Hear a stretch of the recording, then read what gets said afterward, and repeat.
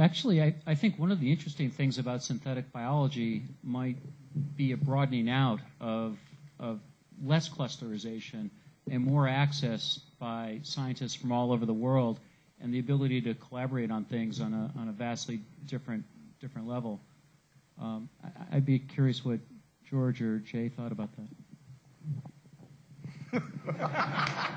Yes, we heard from George. Okay. Well, you get clusters when you get funding in an area, right? So funding always helps. You also get clusters when you have groups of people working together. For instance, so centers, things like that. Of course, that has a lot to do with money. Also, location to fabs. While certainly you can mail stuff out and send things around the world, there's nothing like going down the hall or driving next door or whatever down the road to talk to the people in the fab. So having one of those close, I think, could be a real boost for a particular region. And there tends to be a clustering where previous clusters existed in maybe even a completely different field. So the ability to make biology work could depend on your ability to do microfluidics, which could depend on your ability to do microelectronics. So there is a tendency for the clusters to stay wherever they were. It's also probably too early. About 2 years ago, a vice president at Chevron said, "David, I need 200 synthetic biologists." And I laughed. There aren't any. But as there certainly aren't 200 available. Yeah. I suggested he use the biologists that they have at Chevron, and he told me they were in health and safety, and nobody listened to them anyway. But I think what's happening is Jay's graduating a dozen students a year, as is every other lab. And there are people now in Colorado and Washington, and there are getting to be more and more of the students are going out and starting whole new clusters. And I think we're asking this question just a little too early. That's all. So there's... Sorry, I was just going to say that I think Amyris employs something on the order of about 50 biologists. And of those, how many would come from a quote-unquote synthetic biology background? People out of Jay's lab, a handful, plus we just hired Christy Hawkins, who spoke today. So it's something like 6, 7 maybe. The rest are from traditional biology backgrounds, yeast geneticists, E. coli geneticists, biochemists. So there... Why not create a clustering where there's a need to have a medical campus? And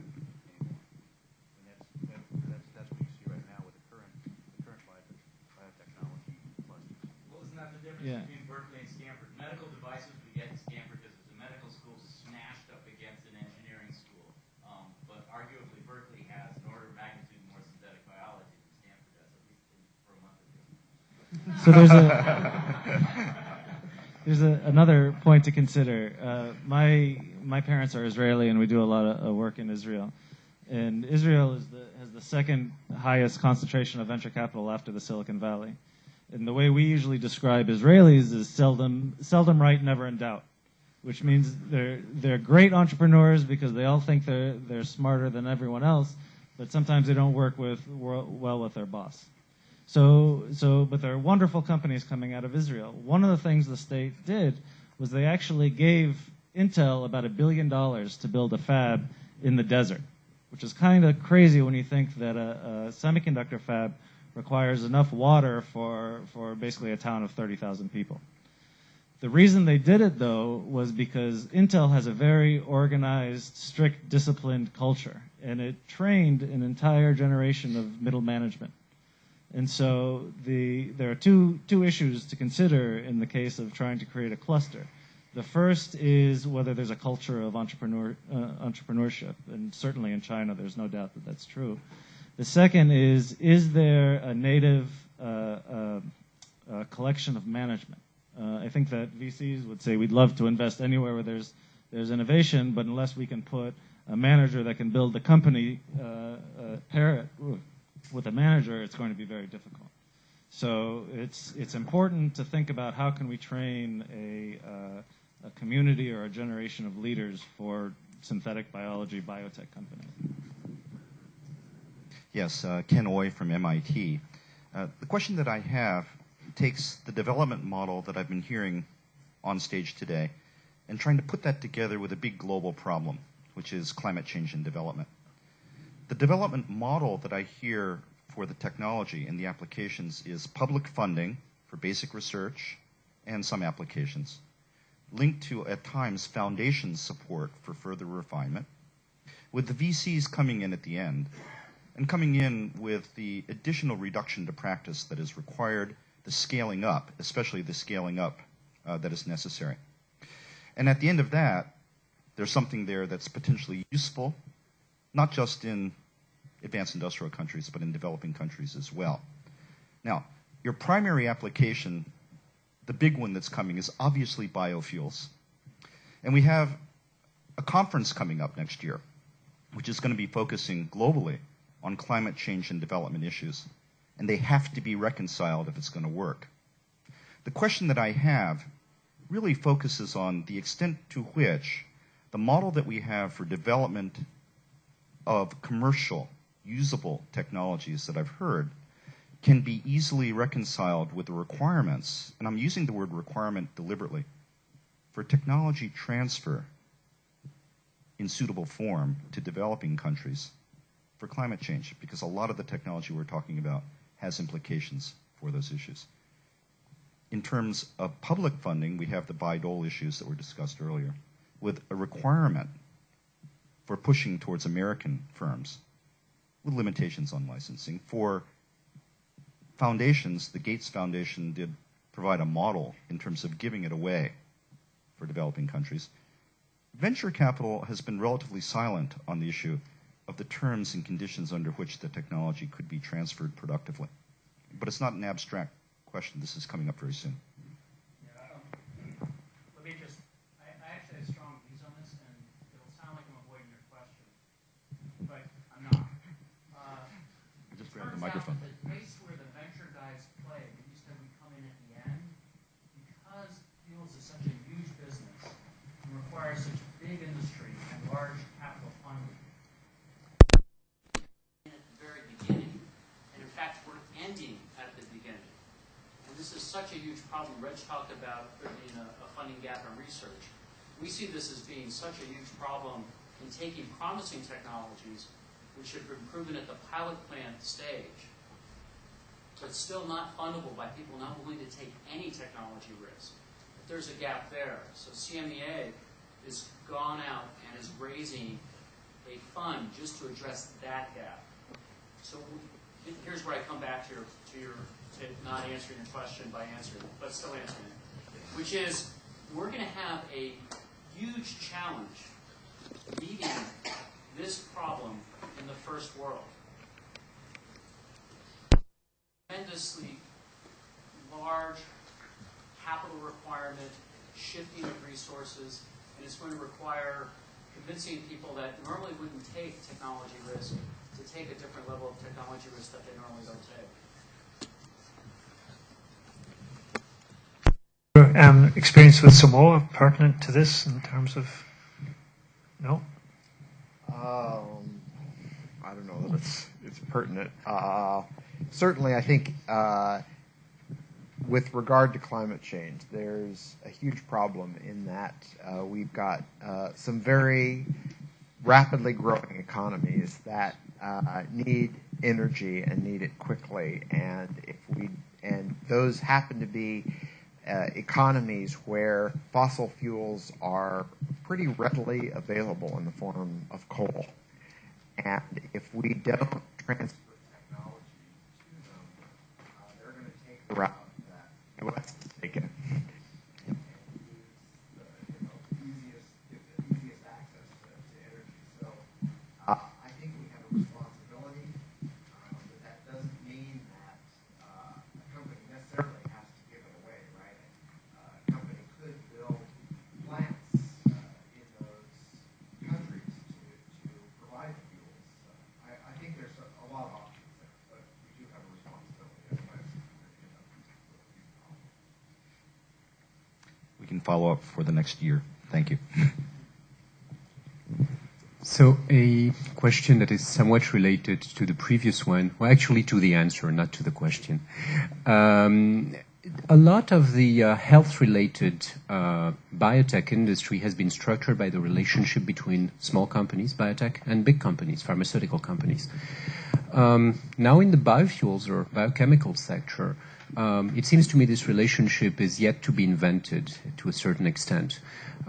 What are your thoughts about this? Well, I actually argue that it has been invented. So if you look at 1,3-propane-diol, for instance, I don't know that you can call Genencor a small company. I guess it's a medium-sized company. But for instance, they were brought in at a very early stage to help develop that and do the metabolic engineering required of the microbe. And now DuPont with Tate Hartwell has built a large plant to produce. I think that plant might be up and running or coming soon. So I'd actually argue that there is a model there.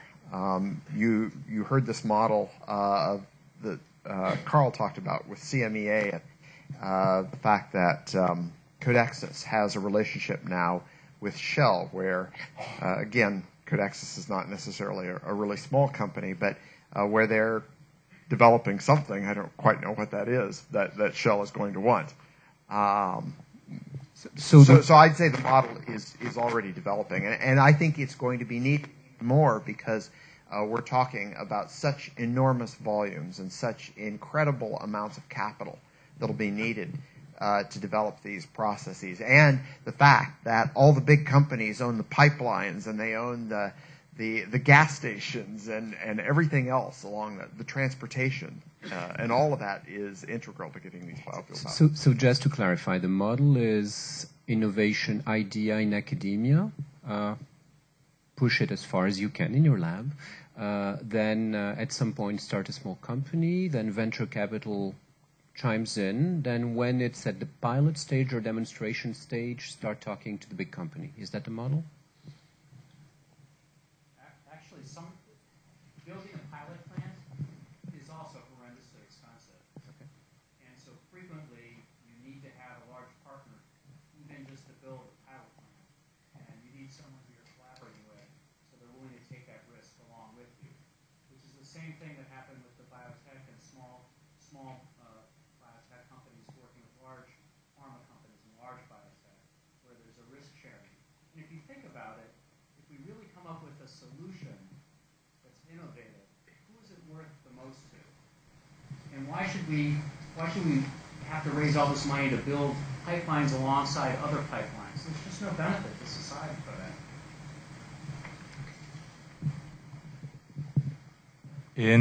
I think in Israel they have this project Better Place, which is funded by a large part by Morgan Stanley, for example, whereby cars will run electrically so they don't burn any fuels, also not biofuels. And energy is also being made by wind and solar. How can this work together, biofuels and these other alternative energies?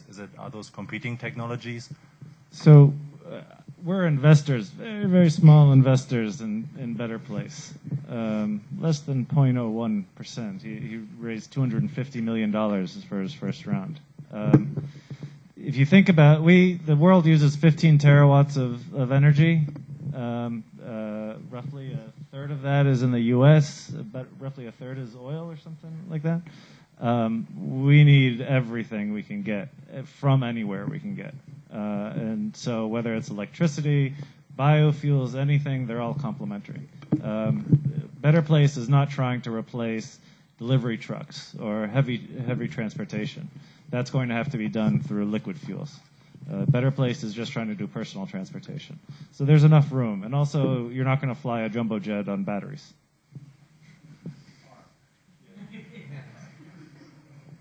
And if some of that energy doesn't come from photovoltaics, but comes from coal, then you're going to need probably some sort of biological solution or other carbon sequestration solution. So it's going to be a complex mixture.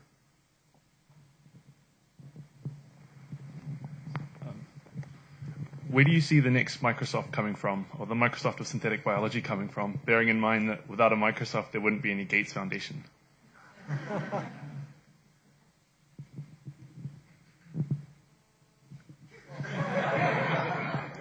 Aren't you going to say Amyris? No? You want the open source guy to answer that? I don't know. I think these things are fluky. I mean, this was started by a couple of individuals usually. Jobs and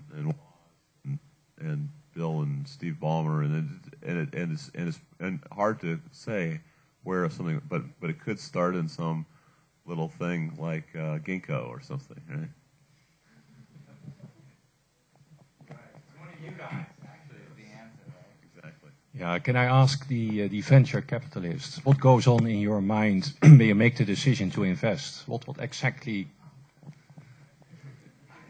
makes us? And the second part of the question would be is, when do you consider your decision a good one? Yeah, I'll start. So I'm relatively new, and I have a lot of mentors, which in different areas. And so I was talking to Bill David out about risk and fear, and he said, and he's been phenomenally successful. He said, I've never funded a company that I didn't have this gnawing fear in the bottom of my stomach that I made a really bad decision. So I felt a lot better about some of the things we've chosen to fund. But fear is not sufficient. No. And we get grades all along the way. And the first grade, so we so far have only invested early seed stage, so we're the first money in. We often are incorporating the company.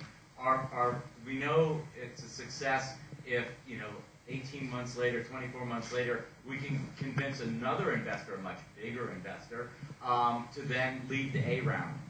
And that's not really the success yet, because for them, they think that's the beginning.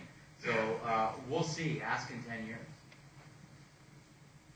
Yes. So the key thing is, with the amount of money that you're able to raise, do you have the team in place to accomplish something with that money in 3 years, 2 years, 4 years, whatever your plan says, that shows that your innovation works and that it creates value. And at that point, we'll be able to get other people bigger than us somewhere to invest money. And that other group might be a corporation where you develop a collaboration. The other thing is, I don't need to be right about the things I turn down. So when a venture person turns you down, if they're a good one, they'll explain what their objections are. Learn from those objections, but go off and find someone else. There isn't a perfect marketplace of ideas in academics or in venture. So I'm the smallest investor here. We're very small, not small amounts. We're using family money. We started out making angel investments, and we realized we're only guaranteed to be ignored and diluted over time. So we changed our model to actually go out and work with entrepreneurs to found companies, and we take an operating role.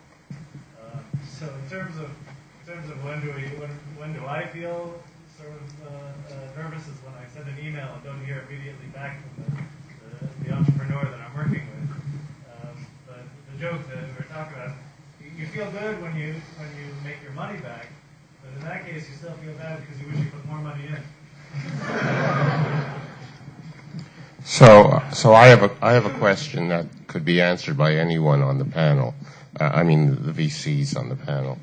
So as opposed to Genentech, which really was developing a technology which was, good for somatostatin. It was good for insulin, and then a whole bunch of drugs afterwards. Protein-based drugs, of course, they do something different now. Is just the idea of making one thing in the company sufficient for you to invest in that company? So, for example, if a company's making a biofuel that you think is going to be good, And that's where their technology will take them, to the end of that. And then, maybe they'll get swallowed up by an oil company. The idea that they're making one product, and one product only, which could make a lot of money, is that enough of a basis for you to invest in that company? I mentioned we have a venture capital firm in Beijing.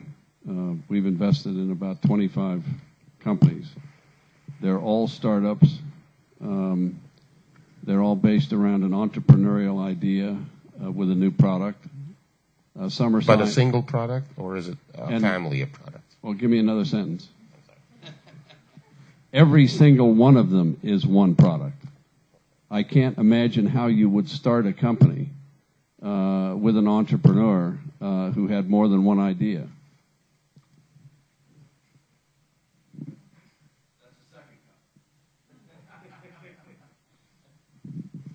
It may start with one product, but the important thing to remember is you're investing in the team and in the opportunity, so they may make their money with a totally different product.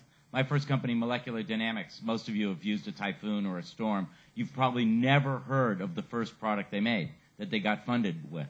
It's called autophoresis, right? They built it, spent years, actually sold one.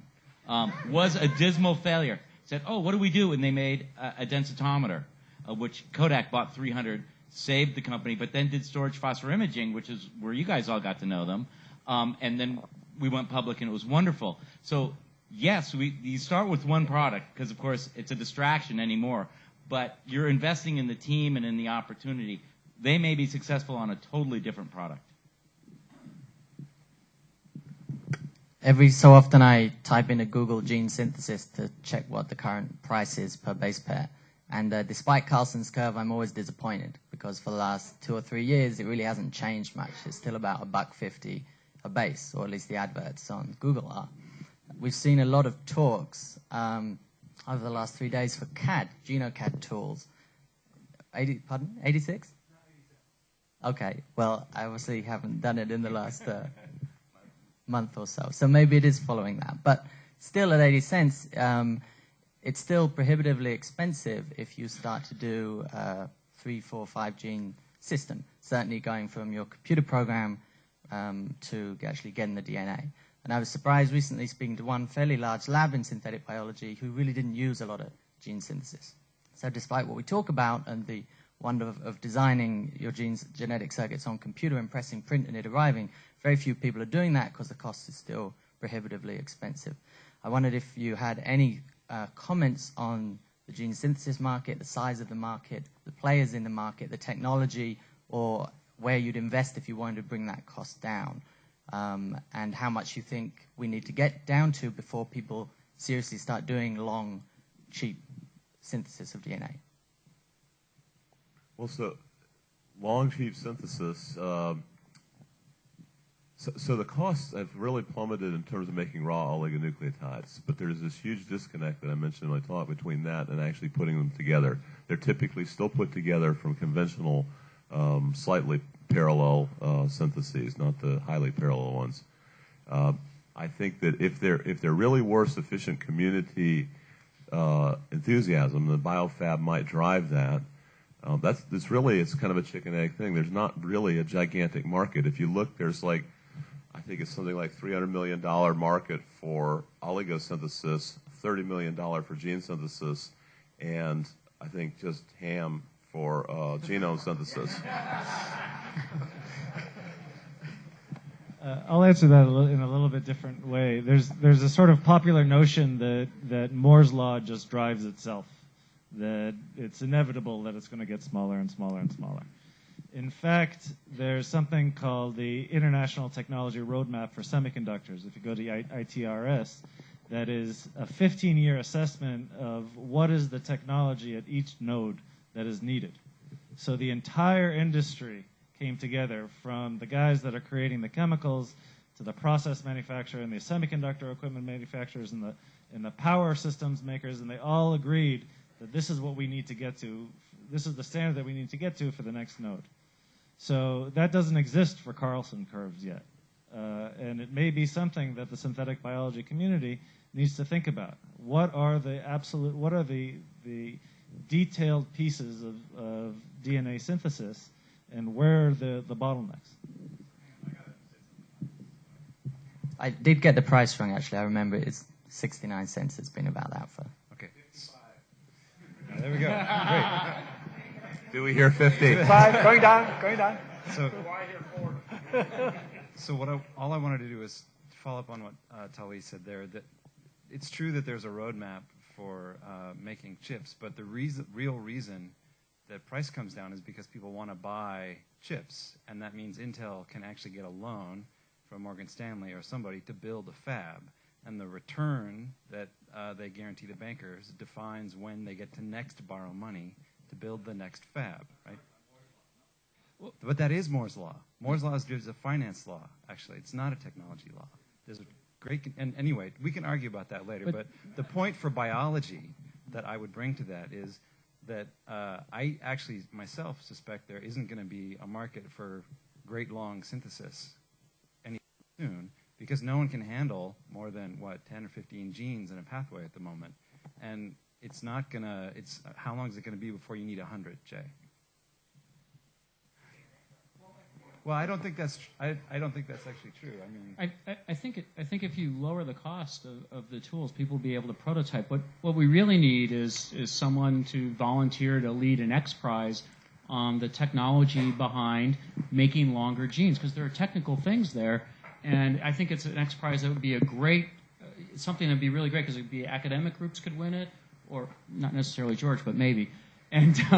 But also companies also, and that might be sort of a way to, if we could just, someone raise their hand and say they're going to do this. Already started on this. Oh, okay. There is a demand.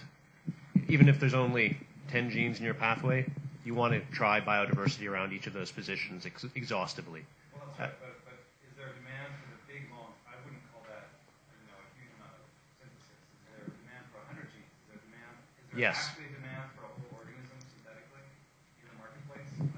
I can't speak to Amyris. We don't want that, but some people may someday. But we do want hundreds of genes. I think we need to draw this particular discussion to a close here. Just before we end here, I was surprised that none of you asked whether this was all academic, that because the financial markets are all imploding, there's not going to be any money for anything. So just before we finish, I want to ask Jack if we have any future, or we should all go back to the farm. I'm going to clone myself as a synthetic biologist. Oh yeah, so I've got a request from the panel. Anyone wants to start a company? We have venture capitalists on here ready to start. If you're